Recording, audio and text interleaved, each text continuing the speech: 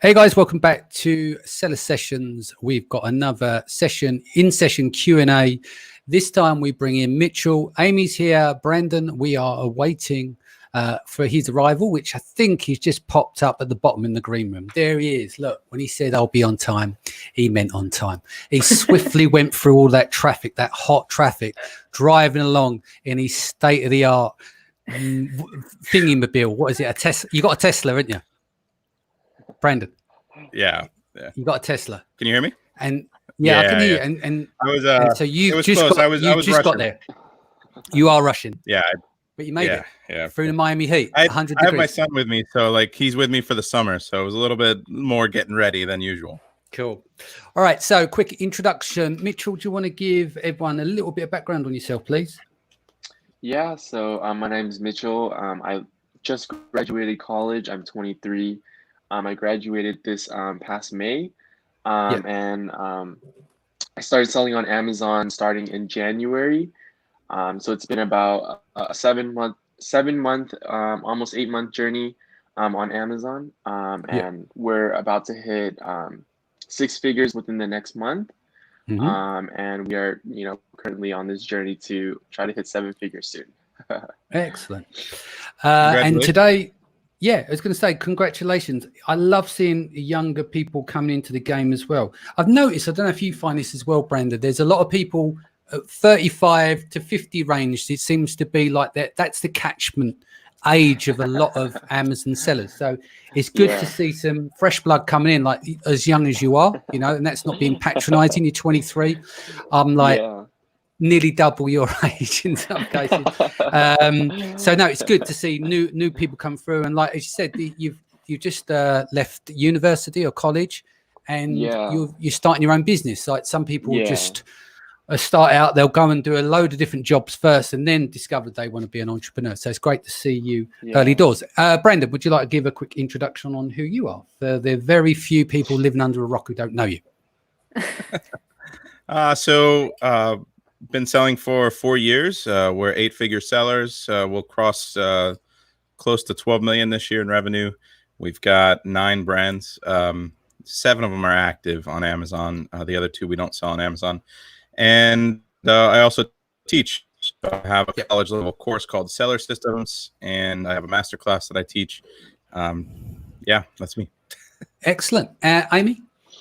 Hey, everybody. I'm Amy Weiss. I'm the CEO and founder of Amazing at Home, and we focus on helping people develop unique or differentiated products and source them, find good partnering in manufacturing, and of course, launch in e-commerce as well as beyond Amazon. We love Amazon, but we also know that it's, a small part of all that retail has to offer. So we just focus on brand building and bringing unique products to the market. So I myself am an inventor and entrepreneur, and have been selling on Amazon since 2007. And didn't start in the private label game until 2017. So changed a little bit from doing, retail arbitrage and stuff like that. But had a really fun path. I love e-commerce. I love business, and happy to be here. Cool. And the first comment up, because of what I said, Cybe says, and Cybe was on last week. Simon Zoo we were chatting with last week. Good afternoon. I'm glad I made the range, including 50. I was about to tune out. So anyone above 50, don't get offended. You're welcome to the party. The party's here for everyone. I was just pointing out that Mitchell is young to be in the game, but it's good to see some young guns coming in. Right. Let's get into the core of what we do, which is content. And let's get these 2 experts here getting you to 7 figures, if possible, through some advice. So the first question is, as the number 2 seller of our product, we are ranked 13 and 14 for our main keywords, or you ranked for 13 to 14 keywords? We rank number 13 to 14. Okay, the main keywords. Why is Amazon ranking our product so low when we're doing much more sales than everyone else above the consistency of every day? The top seller in the currently ranked 12, 13 is Amazon is shuffling the listings, ? How can we improve our rankings in this situation? We were ranked top 1, 2 spot until we got the low stock badge, but our inventory is trickling in now and currently sitting around 1,500 in stock. Let's start with you, Brandon. What would you say is your take on it? And maybe I'll quickly ask Mitchell, where are you getting the data from that tells you that these people are doing better than you? Are you looking at brand analytics, or are you looking at other software tools? So I'm using Helium 10 currently, and then I'm Okay. also using brand analytics. Okay. Just to give a little bit of context as well. Yeah. So about a month and a half ago, we actually went out of stock. And Yeah. that was our second time going out of stock because our product went viral on TikTok, getting around like 8 million views. And so Awesome. that literally ran us out of stock 2 consecutive times. Like once we got back into stock, we literally sold out in another week and a half. And then we Okay. went out of stock again. And then when we came back, our ranking was pretty low for some reason.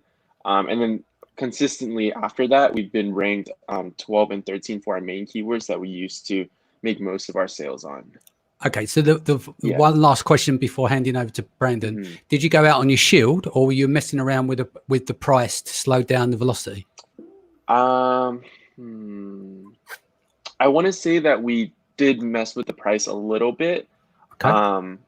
but I don't think it was that much. It was probably like $1 or $2. Yeah. Fine.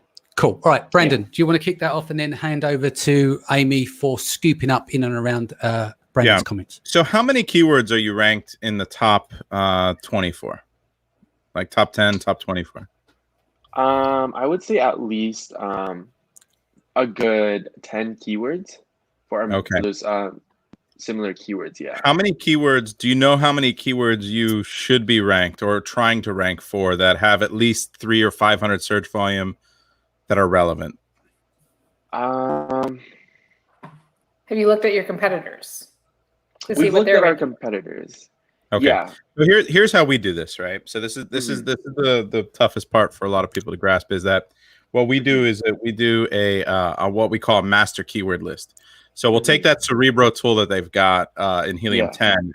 We'll plug in the top 10 sellers. So the 10 best sellers of the similar product that we're selling. We'll reverse ASIN them, and then what a reverse ASIN does is it tells us all of the keywords that they're ranked on. Okay.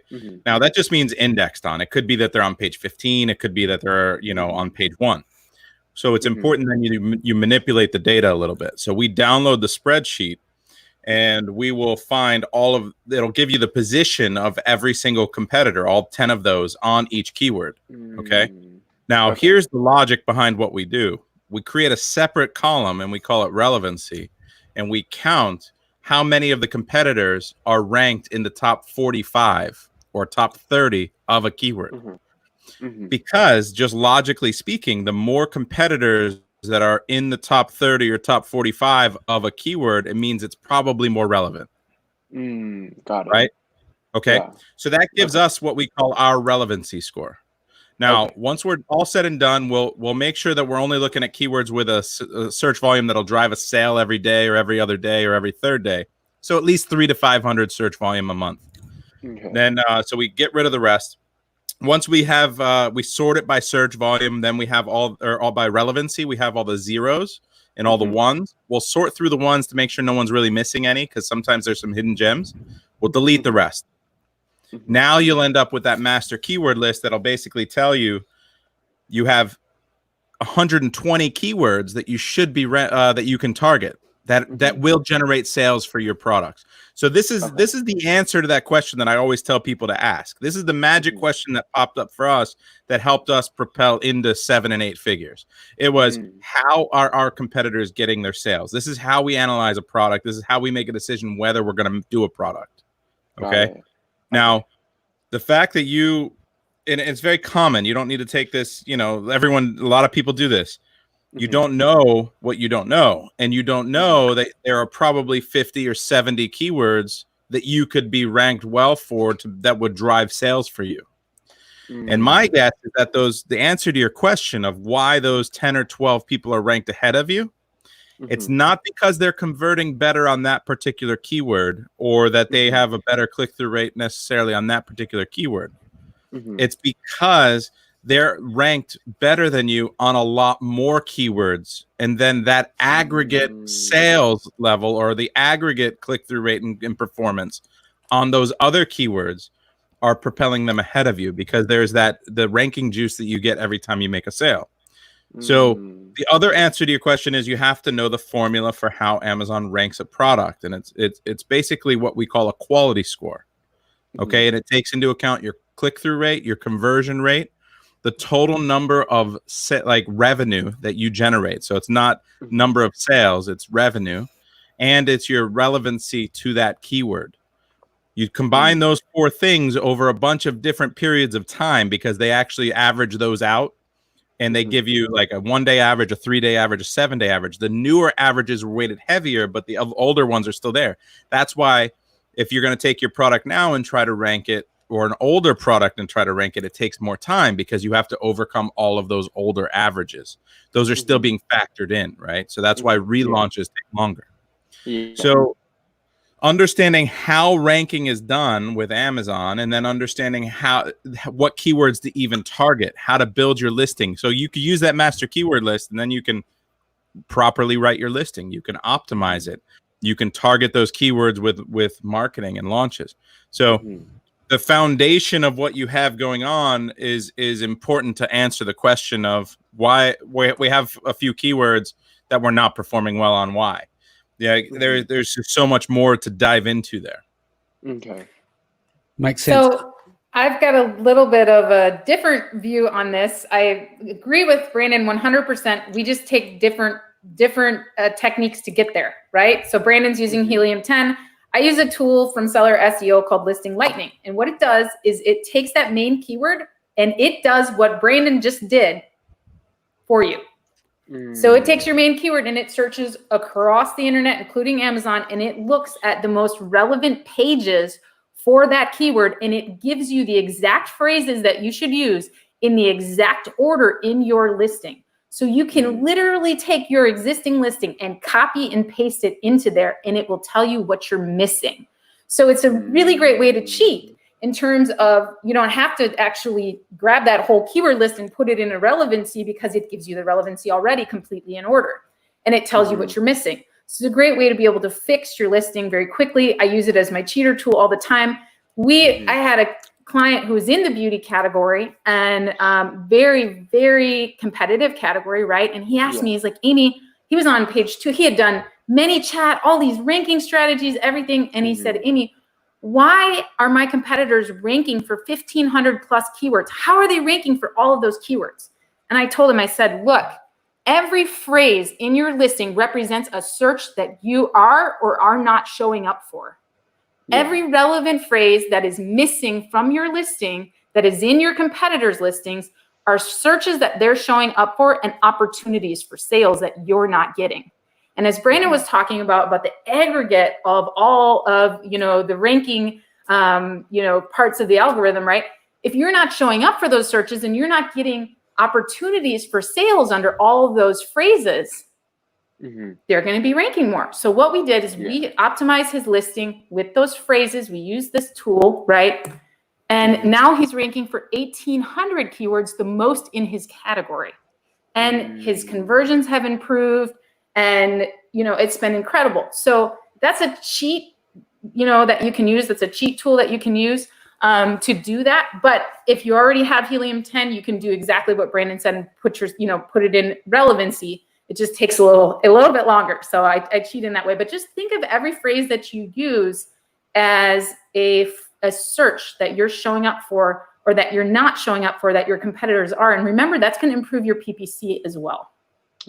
Yeah. Cool. Right. We're 14 minutes in and we're on question 1. So we're going to speed up now. But that deserved a longer answer. And it came from both of those guys to give you a bit of context. So hopefully as well for the audience that are tuning in and on the playback for the podcast. So with researching products on Amazon, what are some easy ways to come up with product ideas? I'll kick off with Amy on this one first and then move to Brandon. Well, first of all, I like to start with what niche you're already in, knowing your audience, right? So I tend to not start with products. I tend to start with the market. So for me, I don't start on Amazon because it forces you into a rabbit hole, right? You get into all of these, you're like, okay, I really like kitchen stuff.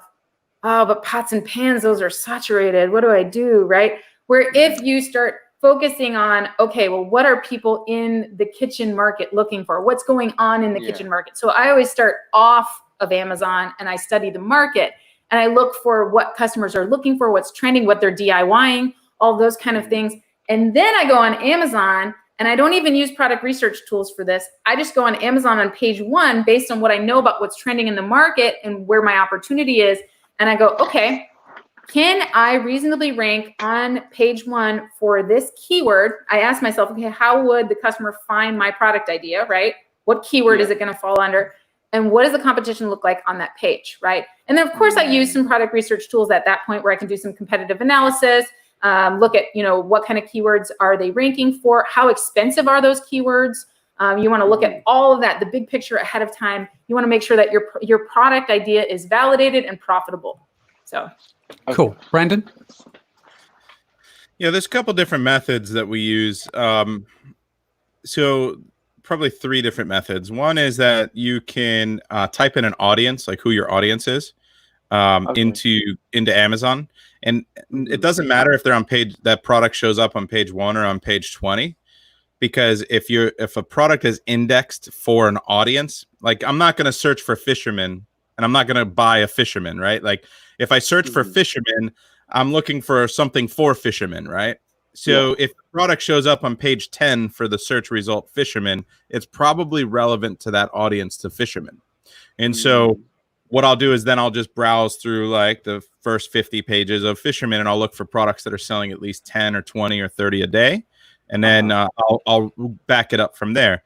The other is that I use like a tool like in Helium 10 that has, there's a couple, like Viral Launch has one. It's like a black box tool, they call it.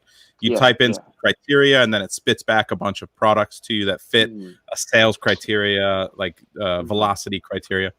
The other is that you can just go into specific rankings of subcategories, and you can just look at the top 100, 200 sellers for each of those categories, each subcategory. And so, and then just start analyzing backwards from there and look for maybe something unique or new to the market that maybe you can add some value to, something that doesn't look like there aren't 10 people selling the same exact thing or bundle or whatever. And maybe you can add some value and you can start to reverse engineer from there. So for us, we're not trying to reinvent the wheel. For you, it's interesting because you said that you do TikTok, and that's a huge influencer marketing is absolutely tremendous. And so looking for trends in TikTok or creating those trends, like maybe you've got a great idea for a next viral video. Yeah, you might not be looking for anything. You might be looking for something that's a good prank tool or a big a cool gift or something funny that isn't doing too great yet, but then you can corner the market by making it go viral. I'm going to say some hellos. Owen says here, keeps you young. Still going back to the whole thing about 50 and above and below. Joe says hello all. Christine's back, says hello guys. Fem says hi. Justin says, Brandon, from the master keyword list, do you use the highest search volume keywords in your title or the highest relevancy keywords in your title? Which is the most important? Yeah, we prioritize relevancy and then search volume. But so here's the interesting thing. I just had this discussion last night in office hours with my students. Sometimes your competitors are bad at Amazon, and that's the reality of it. So that's my only thing with like Amy's strategy is that like if you're comparing all of your competitors and then using that to build your listing's only going to be as good as the aggregate of all your competitors, and they could just be bad at Amazon. So by doing a master keyword list, and you dig into the 1s, 2s, and 3s, like the score, the relevancy score we give, you're going to find a lot of keywords that are super relevant, but only 2 or 3 of the best sellers are actually ranked for them. That's the real value. So we value the relevancy, but it needs to be manually assessed. And then you can value the search volume and then put the search volume, value that next. Cool. When it comes to the honeymoon period, when does this normally begin? I.e., is it when the inventory is checked in? Brandon? What was the question? Honeymoon period. When does that normally begin? I.e., does it happen? The honeymoon period begins when you set the start and launch date to the day that it launches. So the biggest problem that I see most people have is that they don't create their listing properly. And so if you create your listing and you have in the back end, you have several different dates. You have a release date, a start date, and a launch date. If you put those dates not into the future, your honeymoon starts the day that you create the listing, and you've lost your honeymoon period. That's the biggest problem that I see most people have. Yeah. So the biggest way to check it is that you go and you click on your listing from your inventory tab, and it should take you to the Amazon dogs pages. And if it takes you to that, then you should be okay. The day that you're ready to launch your listing, meaning that you have enough inventory in stock for 3 to 5 days, because it can sit there being processed, FC fulfillment processing and stuff like that. Your inventory could check in, but it might not be available yet, and you don't want to launch yet because you want to make sure it's ready. That's you go back into the back end, you make sure all the rest of your content is populated, and then you change those dates to that day, the day that you want to launch. That's when your honeymoon officially starts. Okay. Is it okay to change the listing information like title, bullet points, and description once the listing has matured and making consistent sales? Starting with you, Amy. Well, you can, but you are taking a risk, right? So if you do an overhaul of a listing that's already ranked really well and is already selling really well, you're basically hitting the reset button, because what it's going to do is it's going to force a full reindex. So the way I always tell people to look at this is if you're not doing well, if that listing is not doing well and you want a fresh start, you want to reindex, you want to drive some new traffic, you want to, that's fine. Then do a full rewrite of your listing. But if not, if you just want to add a few keywords, then just do small changes. Like maybe, change out, where your keywords are that you're indexing for in your listing. You can always change out a little bit in the description. You can change out your back-end keywords, intended use and subject matter, those index, change out your back-end first. If you have a high-performing listing, tweak those things instead of constantly. I've seen people constantly overhauling their listing, and it's man, you're killing yourself. Give yourself a chance to get some ranking. Yeah. Okay. Cool. We're going to move through the questions a bit more swiftly now. When is a good time to expand to other marketplaces? I would say with this, it's more to do with the type of products that you got. We've mentioned this last week. I used Amy likes the way I say taco. You've got Taco Tuesdays in the US, right? And if you're selling taco holders, that's fine. But in Germany, there is no search volume. So there gives you an example. If you're selling umbrellas, which you probably shouldn't, it's ubiquitous and it rains in every fucking country. So there's a different story there. It just comes down to competition. But one of your questions, I assume, as a new seller is going to be having a tight rein over your inventory and cash flow. So effectively, you probably want to do what Brandon's going to tell you to do and build an 8, 9, 10, 15 figure business in the US without leaving. So, Brandon, tell him. Yeah. For us, the biggest ROI is always .com. I mean, for us, we go wide with products, and then we go wide with brands. We go wide with accounts. And that's how we diversify. We don't want to put all of our eggs into one basket. So a lot of people consider one basket being one marketplace. But the reality of the situation is if I want to take my products that are doing well on Amazon.com and then I want to bring them to Amazon.uk, I have to start from scratch. I have to send new inventory in, I have to create a new listing, and I have to launch them as if it's a brand new product because it is over there. They give you the leadway of you get to start with your reviews until you get a single review. Yeah. So it'll look like I have 400 reviews, and then as soon as someone in the UK leaves a single 3-star review, now I have a single 1 review of a 3-star review in the UK, and it's abysmal. So the reality is that the number of sales in the UK and all of Europe combined still might only be half of the .com. Yeah. So for us, what I'm doing is I'm deciding to launch a new product in .com rather than launch the same product in Europe or Japan or wherever else, simply because the ROI on my time to do so and my effort to do so is greater in .com. Amy, I won't share that with you because I'll get you to answer the next question because we've got to get through these. When working with suppliers, what precautions should we take with the product ideas in order to make sure they do not begin selling the same exact product? Oh, this is a good question and one of my favorites. Contracts with your suppliers are so important. Number one of the best protection mechanisms in China is actually to trademark in China. Okay. And so any patents that you have, you're also going to want to file those in China as well. But secondly, you want to make sure that you have proper contracts with your suppliers. So I always source a decoy product. So meaning if I'm going to, you know, put lights on this water bottle, I'm going to talk to manufacturers of water bottles and ask them how they can differentiate it. I'm not going to give them my idea that I'm going to put lights on this thing, right? Not that I think that will sell anyone, but go for it. But, you know, I'm going to source a decoy, and then I'm going to make sure that I have 7 steps to vet my suppliers. So I make sure that they're not on the supplier blacklist. I make sure that I check out their business license. I make sure that they are who they say they are. You want to make sure who you're talking to is who they are who they say they are, right? And so you can, you know, check their business license. You can do a background check.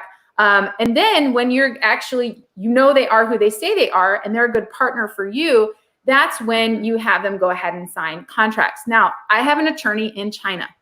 And this is, you know, any time that you're dealing with, whether you're sourcing from anywhere, you want to follow the laws in that country.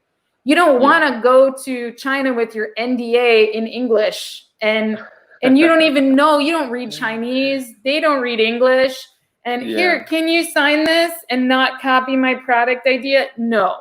I have my Chinese attorney draw up contracts by China law. I have him check them. I have them check and make sure that they're signed on every page by their official red seal, that red seal matches who they say they are, that they're registered, that their bank accounts are in the right country, all of that kind of stuff. And that gives me peace of mind. And let me tell you, I've never had to go to court in China, thank goodness, because when you're using a Chinese attorney, when you're using a Chinese attorney, they can simply they know that they're being held to, you know, the laws of the land exactly. So you just want to make sure that you're doing that. And a lot of people ask me, well, Amy, can you give me your attorney's name? Well, no, but I can tell you that you can just ask your local attorney to refer you to someone in China. And that will really, that puts them on the line to, you know, look through their network and kind of holds them accountable. And that also will give you somebody reliable that you can work with. And don't forget, you also need the money to make sure this is enforceable as well, you know, because there's a lot of stuff goes on in different countries. At the end of the day, a contract is only good as much as you can enforce it. So obviously there are many ways to protect yourself, like Amy said, the decoy product and everything else, but always be aware, like if Nike's got and Apple got some of the best lawyers in the world, it hasn't stopped snide products coming out of China.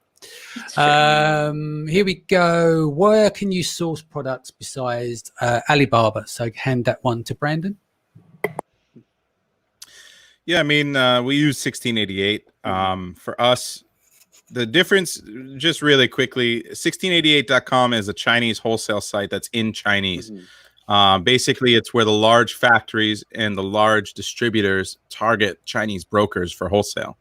Those brokers buy from 1688 and then put it on Alibaba, just to give you an idea. So the majority of people on Alibaba are a secondary middleman and targeting Americans in English. So you're paying a much higher premium.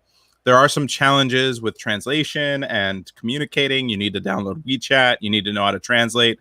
You need to know how to get a hold of people. We have some people that provide services for our students that help us with at least ordering samples, connecting us with the salespeople at the factories, things like that. But if you can navigate that, you can save 20 or more % on your product costs easily. And you're working directly. It's the communication line is much better. Cool.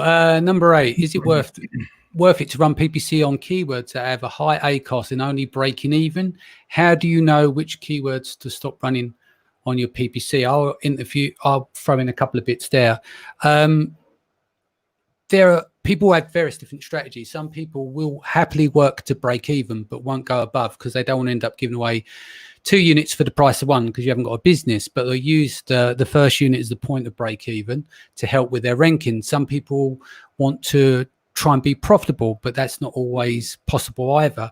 And sometimes the ACoS of certain keywords are so high that they're never going to meet margin. So you have to then take a different approach as well. And to the other part of your question, when do you stop running? The same thing is with advertising. A lot of people will look to put money in to see what comes out the other end. And if that's a plus, you carry on as you are, because if you're going to carry on making money, it makes sense to, as long as you can hold inventory and stuff into stock. But I think if you've of the mindset that I'm only going to advertise for a short period of time and then stop advertising, that's again the strategy. That might be a Brandon strategy. Like he may want to get away from PPC as quick as possible because he'll use what he's done in terms of organic ranking and sending external traffic rebates, all those kind of things to aid that. But some people use PPC as their only form of marketing, and they want that consistency there. And as long as they hit their break-even point or below on the first unit, then they're going to be more likely to carry on down that path to help maintain rankings. But there are occasions, if you're in a lower velocity area, that you may not need to run PPC. You might run it for a period of time. It's really horses for courses that you need to test. So over to you, Brandon. You have a different approach to this. Yeah, I mean, for us, PPC is 100% about keyword ranks. So for keyword ranks drive organic sales if your product is a good offer, right? So if your offer is good and you're ranked well on a keyword, you should get clicks and you should get sales. That's the most basic form of our business, and that's the way we look at it. So if you're not getting clicks and converting organically, then there's an issue with your offer and you need to address that. You need to constantly be improving that. You need to be testing new content, things like that. So PPC is just an indicator for us whether the product is going to do well organically when we first launch. And our launch strategy with PPC is 100% just about indexing for all the keywords we want to target. It's being very precise and exact. We don't do any broad, nothing, no auto. We don't want to confuse Amazon's algorithm. If you do a broad campaign at launch or an auto campaign, Amazon doesn't know what you're selling necessarily. And if you sell through a loosely related keyword for a different product, you might end up confusing Amazon's algorithm and not ranking well because that relevancy score is so important. You may not rank well for keywords that are important for your product. So what we do is we target product targeting at our competitors that we know are indexed well. We do exact campaigns on very relevant keywords. And then we quickly, like Danny said, we use it as a tool. If it helps our rankings, we keep it on. If it hurts our rankings, we turn it off. So whenever we're testing new campaigns and new PPC, we monitor our keywords very carefully. We do it very slowly. We'll start with roots of keywords and we'll turn on a few campaigns only targeting a specific root. And then we'll monitor all the keywords of those routes. And if they go up, we keep it. If it goes down, we turn it off or we back it off. Because for us, you don't want to be in a position where your marketing is hurting your organic ranks. And that's the majority of the time for most people. It's a constant struggle. They have so much PPC going on that some is helping, some is hurting. And it's a push and pull and you end up stagnant. But then one little thing is you plummet and you start to spiral out of control. You spend more on PPC to try to get it back, but PPC is not that ranking tool that you want. It's more for maintenance and it's more for anything that helps you keep on, anything that hurts you turn off. So it's all about organic for us. Inventory management for someone with limited funds to invest back into inventory. Going back to earlier when I said about jumping around marketplaces, especially because AMS holds your money. What is the best strategy if your product is growing rapidly to prevent yourself from running out of inventory? Starting with you, Amy. Oh man, well, it always depends on the product, right? You want to make sure that you have a minimum of 3 months of. I always make sure I have a minimum of 3 months of inventory in stock when I'm ready to order more, right? So when I'm down to that 3 months, because you could have lead time problems in China, you could have shipping problems. So I always try to make sure that I take into account my sales goals, but also, if I can go for 90 days in stock at any time, then that pretty much keeps me going. There are resources like Payability and other types of things like that where you can get your money faster. You do pay a fee on that, but you can get your money faster to flip it. So, that's if it's selling well, you want to stay in stock. And you already know, Mitchell, you ran out of stock before, so you know that's no fun. I have a warehouse here in the US that that way I'm able to order more. The other thing that you can do is you can actually order more from your supplier. So after a product is established and it's doing well, and you can actually order more from your supplier, save a little more on that order, and have them hold on to some of it, right? You can have them hold on to some of it, and that way it's already ready to go. And then you can ship that 3 months of supply at a time, and then, all right, let's ship out the next 3 months, and you're not having to worry about, okay, let's make another order, right? So that's another strategy that you could always use as well. Okay. If you're about to run out of stock, would you recommend bumping the price up or simply yourself run out of stock? So you're going to go up your shield, or do you adjust the price? Bring this one to Brandon. Yeah, so we typically will start to bump up the price. We want to we want to be out of stock for less than 2 to 3 weeks. So like that seems like the if you're in that 14 to 21 day period and you're out of stock for that much time, it starts to really hurt. So depending on how far out our inventory is, if we can slow it down and get it below that threshold, then we will raise our price, as long as it's not hurting our keywords significantly. So again, we're monitoring our keywords when we're raising our price, and we'll do that. But running out of stock can definitely hurt your long-term ranks. So you've got to maintain those the best you can. So for us, we do raise the price on the way down. Cool. What's the best way to keep your AMS badges or claim it back after running out of stock? Amy, we lost you. Need some audio, Amy. Oh, I'm on mute. There you go. Sorry about that. There we go. Yeah. Doesn't really help you much, does it? So when you're coming back in stock, we like to do little mini relaunches. So I love the way, Brandon, that you explained, PPC and the way that you use it. Whenever you run out of stock, you have to remember that when you're back in stock again, you need to index again, right? You need to start driving some traffic to that listing again, but you need to be deliberate about it, right? So you want to make sure that I love driving external traffic. I love, doing like a little mini relaunch. Maybe you're going to do like a little promotion, get things going again, get your sales velocity going again, just try to get your ranking going again. But that's what I would recommend, is doing a mini launch, a mini style launch of what you did the first time to get that ranking juice going again. Okay. Cool. What is the best way to compete with a Chinese seller who will always win on price, but what about quality?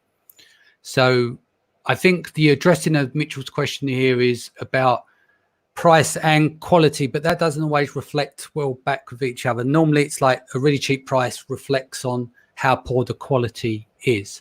So would you like to rephrase that question to Brandon? Mitchell. So I'll just give a little bit more context too. So Great, yeah. The product that we sell, we started selling as a 3-pack.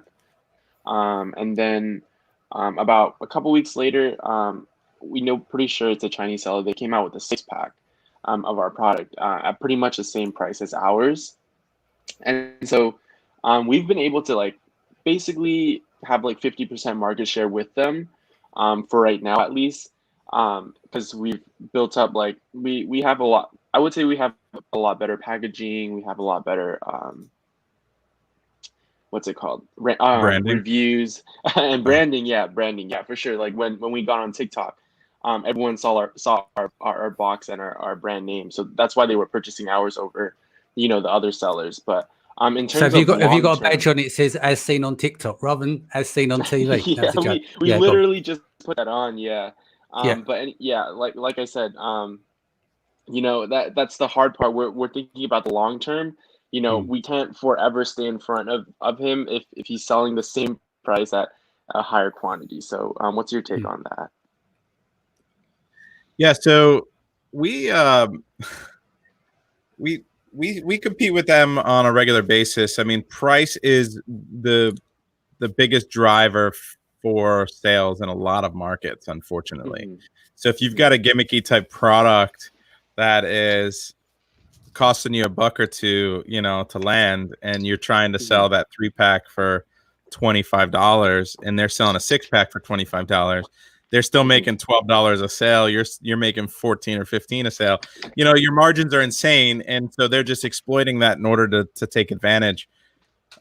You're just going to have that problem. What you need, you're doing the right things. You're doing the as seen on TikTok. You're trying to compete on branding, and you're making your product stand out from an official branding standpoint. Your A+ content, videos that you have on your listing, all of that's going to be more important, and that's how you can win in the long run. But markets tend to, that's why there is a lifelong value of a product, because the competitors will come in and keep driving prices down and keep driving margins down. And then after they're done with a 6-pack, they're probably going to do a 6-pack with accessories. They're going to do an 8-pack. They're going to do a 10-pack, and they're going to just keep beating you up over the course of the next year or two. And this is the biggest lesson to take away from this, what you're experiencing, is that you can never rest on your laurels in this business, and you can never get comfortable with your profit and expect that you're going to retire on one product. I see it all the time where I being back in $1 million sellers, like the big mastermind group, and hundreds of guys doing 7 and 8 figures. A lot of them just hit a home run with a product, and they have a home run product, and they got comfortable. And now all of a sudden they're trying to launch again, but Amazon has changed in the last 2 or 3 years significantly, several times, and they can't launch a new product and do it again. And they thought they could easily just do it. They could have probably done it 3 years ago, but then they got comfortable because they started making millions of dollars with 1 or 2 products. Yeah. Keep pushing, grow your business, keep looking for new products. Always have your pipeline full. Expect products to die is basically the biggest advice I can give you. But you're doing the right things to hold on for as long as possible, maintaining and branding and making your product stand out from a quality standpoint. Having a quality product with good branding is going to be how you can at least make that last a lot longer. Okay, got it. Okay, this one here. What are your thoughts on Walmart Plus, and should that be a platform we should be considering for the near future? Amy? Well, we are working on Walmart right now. Walmart Plus, I haven't studied that a lot. I think it is actually mostly for grocery. I don't know. But anyway, I haven't looked into Walmart Plus that much yet. But I know I can speak on Walmart.com. Walmart.com is doing very, very well for a lot of people. But just like any channel, you want to look at your products and how they would work on that channel, right? So, if you have a product that's already pretty saturated on Walmart and people are already selling it for a much lower price, well, then, if it's basically the same thing, Walmart is considered, kind of a low price, great value kind of place. But for the most part, there's like 1 to 2 pages of competitors for every single thing on Walmart.com right now, like max. So it's like Amazon was 10 years ago, as Brandon was talking about, like when all the millionaires were made, like, hey, we put this product out there, it's selling like mad, There's a lot more people kind of, there's a lot of traffic going to Walmart, and Walmart is making a lot of extra effort to really try and compete with Amazon. Do I think that they will compete with Amazon anytime soon? No, I think Amazon is still going to remain the leader. But I do think that there's a huge, tremendous opportunity, depending on the product that you're selling, on Walmart.com, and that you should definitely check it out. Cool. How much money from your profits should you generally reinvest back into the same product percentage-wise? In other words, if you're making 10K a month in profits, how much should you be able to pay yourself, and how much goes back into the business? Brandon, starting with you. Yeah, so for us, we try to invest the maximum amount back into the business. I mean, we take as little income as possible to live. The business pays for nice things like, my Tesla, it pays for a couple different things, but we rent a townhome we haven't bought yet. And we're 3 years, now we're 4 years into the business and going to cross, well over $1 million profit, and we're still reinvesting the majority of it. Like, I'm still looking to borrow money going into Q4 of this year because it's going to be the biggest Q4 ever. I mean, you want to go wait in line for 3 hours to get into Walmart with your mask on in 30-degree weather because there's a limit of how many people can be in the store this Q4, or do you want to shop on Amazon? So think about, like, for us, we're expecting we're already projecting how many containers of products we need. We're already placing orders, and it's reinvesting just means faster growth, and just means that we're going to get there faster, which is why we've been able to scale as quickly as we have. People like to live and be comfortable, and I like to travel. I like different things, but the travel costs come out of the business though as well, doesn't it? Yeah, those are definitely paid for by the business. But the goal is live as lean as possible, man. At your age, look at the room you're in. Stay humble. Don't go Yeah. buy a Lamborghini. You know, you don't need a Lambo, and you don't need to. Just stay humble, stay lean, and then reinvest into your business, and you'll get to 7 figures and beyond really quickly. It's at that point it becomes about the structure of your business. Yeah. Amy, do you want to add any insights to that? Well, I just want to talk about profitability. Okay. There's so many sellers out there that are sourcing products for too high of a price. You know, when Brandon was mentioning about, you know, you got this gimmicky product and you're making $14 profit. The reality is a lot of you are paying too much for gimmicky products. You're going on Alibaba, you're paying way too much.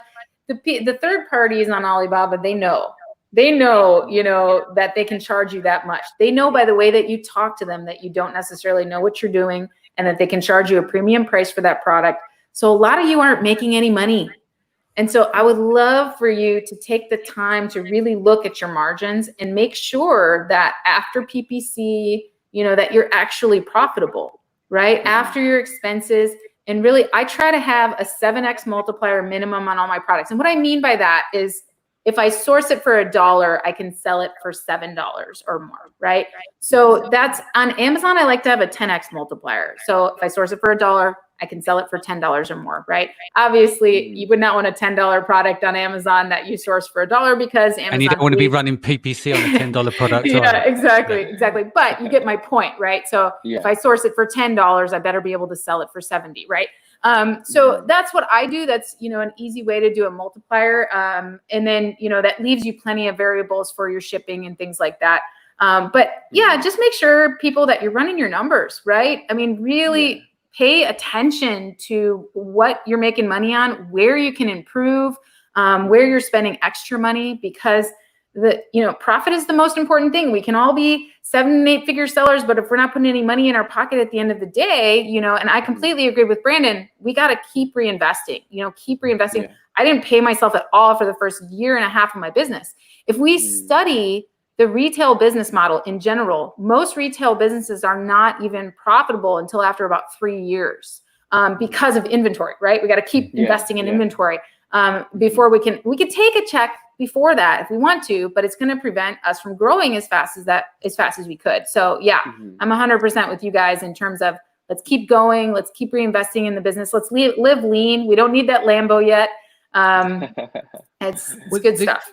The goal is like, I've got 3 businesses. It's about getting to cash flow. When you get to cash flow, you can then invest in other things.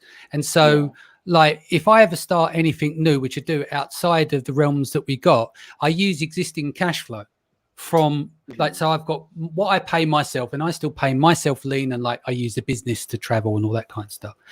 But with someone like you, like I don't know how much time you're spending on Amazon at the moment, but the cheapest money that you could get is go and work a part-time job. Not advising you to do this. If you decide you don't want to take money and you do have spare hours in the day, the cheapest way of keeping the capital in your business is to go and do a part-time job, live lean off of those, and spend all of your time investing in your Amazon business without taking money out the business early doors. Because let's be honest, we can spend 100 hours a week on our Amazon business, but you need to be optimal. And sometimes you need to step away. So if you're in a position at the moment that you're struggling for a bit of cash flow, but you do find there are other things going on in your life and you've got a bit of time, do that part-time job, because that then soaks up basically from you taking out, because it's expensive once you start taking money out of your business at that size.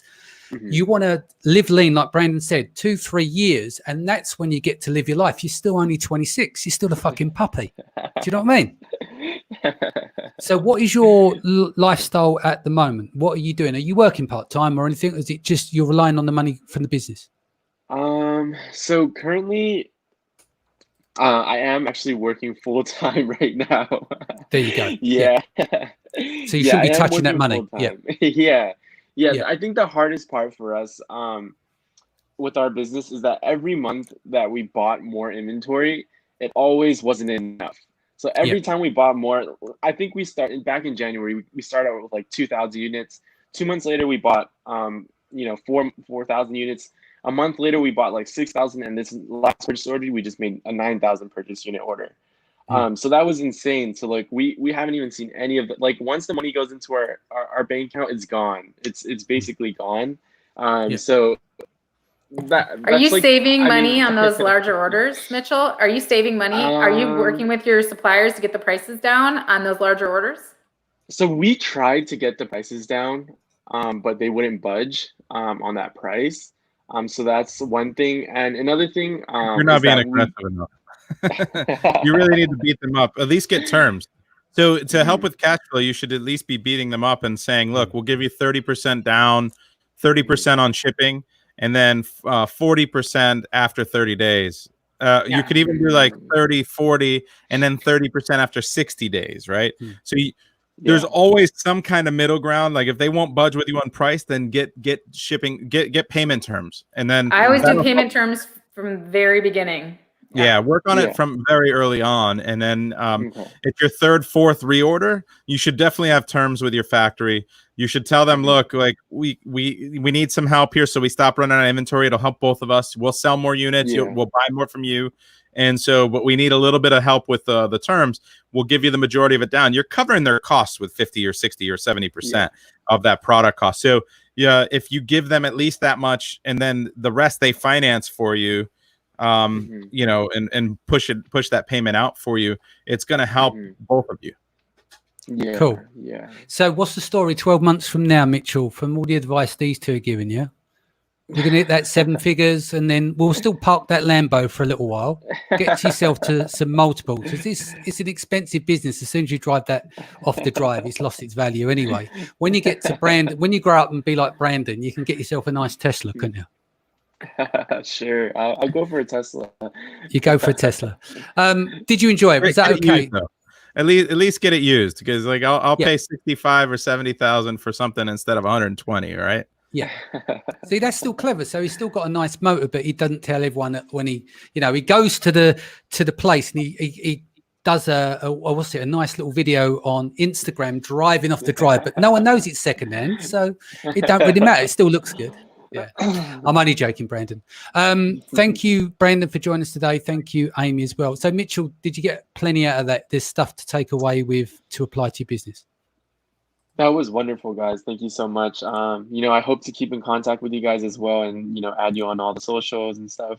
I think the biggest, the biggest hump for me right now is how do I get past, this 6-figure mark? I think that's the goal in my mind. It feels like a really far off goal right now, because we're barely making, getting into 6 figures next month. But I really appreciate you guys giving your feedback on everything, and it was really good. Yeah. Cool. Brandon, what's the best way people can reach you? You can go to seller-systems.com. I have public Facebook group, Seller Systems Succeeding on Amazon FBA. You can message me through there. Like just post in the group, join the group. You can also message me directly on Instagram. Anyway, I'm usually pretty accessible. Excellent. Amy? Yeah, you can just go to amazingathome.com. Check it out. We got a mastermind group. This month, we're actually focused. Last month, we were focused on sourcing and negotiating with your suppliers and, all of those kind of things. So, you can check that out. And then this month, we're actually focusing on scaling your business, like setting everything up so that you can set up that vision and set up those goals to actually, work on your business. So you can check that out at amazingathome.com/mastermind. You can contact me there. I do free listing reviews on my website. So if you ever want to submit a listing and see, hey, Amy, what would you do with this? I'm happy to do that for free. And then I also have a Facebook group, Amazing at Home. So come and join us and check us out. That reminds me, I need to add both your groups to the ticker at the bottom for the thank you. So I'll add that up there for tomorrow. Tomorrow we are doing Where Did It All Go Wrong? With chatbots. So we've got Paul Harvey, Paul Barron, and Regina are coming on, and we're going to do some screen grabs and have a bit of a laugh and see where some flows have gone crazy and some little antidotes and stories. So that'd be a bit of fun. And then looking forward to that. On Thursday, the return of In Depth. So I've got Anne Ferris coming on Thursday. But again, stay safe, look after your families. I'll be back here 4 p.m. BST tomorrow. These guys will return next week. Mitchell, very good luck with your future. I look forward to hearing about your growth in the future. All right, take care. See you soon, guys. Bye. All right, bye.